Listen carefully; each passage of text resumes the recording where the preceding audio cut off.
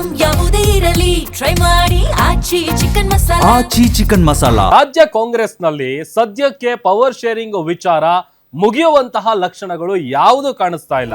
ದಿನ ಬೆಳಗಾದ್ರೆ ಸಾಕು, ಅತ್ತ ಸಿಎಂ ಸಿದ್ದರಾಮಯ್ಯ 5 ವರ್ಷ ಇರ್ತಾರೆ, ಇತ್ತ ಡಿ.ಕೆ. ಶಿವಕುಮಾರ್ ಅವರು ಮುಖ್ಯಮಂತ್ರಿ ಆಗೇ ಆಗ್ತಾರೆ ಅನ್ನುವಂತ ಹೇಳಿಕೆಗಳನ್ನ ಉಭಯ ನಾಯಕರ ಬೆಂಬಲಿಗರು ಹೇಳ್ತಾ ಬರ್ತಾ ಇದ್ದಾರೆ. ಹಾಗಾಗಿ ರಾಜ್ಯ ಕಾಂಗ್ರೆಸ್ನಲ್ಲಿ ಪವರ್ ಪಾಲಿಟಿಕ್ಸ್ ಗರಿಗೆದರಿದೆ. ನಾಯಕತ್ವ ವಿಚಾರಕ್ಕೆ ಶುರುವಾಗಿದೆ ನಾನಾ ನೀನಾ ಅನ್ನುವಂತ ರಾಜಕೀಯ. ಸಿಎಂ ಸಿದ್ದರಾಮಯ್ಯ ವರ್ಸಸ್ ಡಿಸಿಎಂ ಡಿ.ಕೆ.ಶಿ ನಡುವೆ ಜುಗಲ್ಬಂದಿ ಮತ್ತಷ್ಟು ತಾರಕಕ್ಕೇರ್ತಾ ಇದೆ. ಡಿಸಿಎಂ ಡಿ.ಕೆ.ಶಿ ನಿವಾಸದಲ್ಲೂ ಚಟುವಟಿಕೆಗಳು ಗರಿಗೆದರುತ್ತಾ ಇದೆ.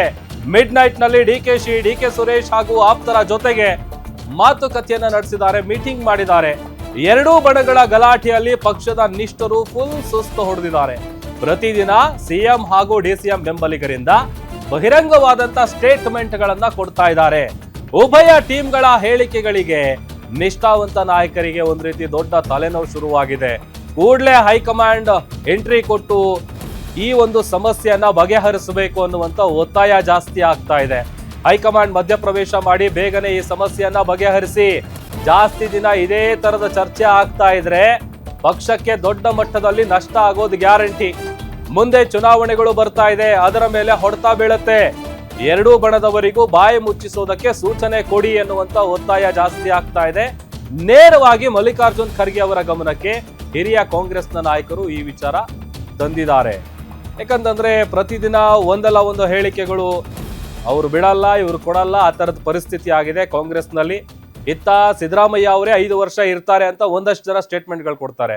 ಇಲ್ಲ, ಈ ಅವಧಿಯಲ್ಲೇನೆ ಡಿ.ಕೆ. ಶಿವಕುಮಾರ್ ಅವರು ಮುಖ್ಯಮಂತ್ರಿ ಆಗ್ತಾರೆ ಅಂತ ಡಿ.ಕೆ. ಶಿವಕುಮಾರ್ ಆಪ್ತರು ಹೇಳ್ತಾ ಇದ್ದಾರೆ. ಈ ಎಲ್ಲಾ ಗೊಂದಲಗಳೇನಿದೆ ಕಳೆದ ಕೆಲವು ತಿಂಗಳುಗಳಿಂದಲೂ ಕೂಡ ರಾಜ್ಯ ಕಾಂಗ್ರೆಸ್ನಲ್ಲಿ ಇನ್ನು ಬೆಂಕಿ ಆಡ್ತಾ ಇದೆ, ಹೊಗೆ ಆಡ್ತಾ ಇದೆ. ಆ ವಿಚಾರ ಈಗ ತಣ್ಣಗಾಗುವಂತಹ ಯಾವುದೇ ಲಕ್ಷಣಗಳು ಸದ್ಯ ಕಾಣಿಸ್ತಾ ಇಲ್ಲ.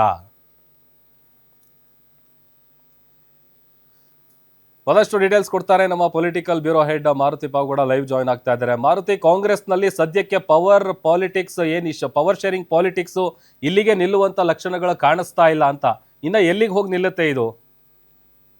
ಪ್ರಭು, ಸದ್ಯಕ್ಕಂತೂ ರಾಜ್ಯ ಕಾಂಗ್ರೆಸ್ಸಲ್ಲಿ ಆಗ್ತಾ ಇರುವಂತಹ ನಾಯಕತ್ವ ವಿಚಾರಕ್ಕೆ ಸಂಬಂಧಪಟ್ಟಂತೆ ಸಿಎಂ ಹಾಗೂ ಡಿ.ಸಿ.ಎಂ ಬಣಗಳ ನಡುವೆ ನಡೀತಾ ಇರುವಂತಹ ಈ ಅಗ್ಗಜಗ್ಗಾಟ ಪಾಲಿಟಿಕ್ಸ್ ಸದ್ಯಕ್ಕೆ ತೆರೆ ಬೀಳುವಂತಹ ಲಕ್ಷಣಗಳು ಕಾಣ್ತಾ ಇಲ್ಲ. ಒಂದು ಕಡೆ ಡಿ.ಕೆ. ಶಿವಕುಮಾರ್ 3 ದಿನಗಳ ಕಾಲ ಕಾಂಗ್ರೆಸ್ ಹೈಕಮಾಂಡ್ ದೆಹಲಿಯಲ್ಲಿ ಇದ್ದು ಅಲ್ಲಿ ಕಾಂಗ್ರೆಸ್ನ ವರಿಷ್ಠರನ್ನ ಭೇಟಿ ಮಾಡಿ ರಾಜ್ಯಕ್ಕೆ ವಾಪಸ್ ಬಂದರೆ, ಅದೇ ಸಂದರ್ಭದಲ್ಲಿ ಸಿದ್ದರಾಮಯ್ಯ ಅವರು ಕೂಡ ತಮ್ಮದೇ ಆದಂತಹ ಒಂದು ರೀತಿಯಲ್ಲಿ ತಮ್ಮ ಬಣದಲ್ಲಿ ರಣತಂತ್ರಗಳನ್ನು ಮಾಡ್ತಾ ಇರುವಂಥದ್ದು.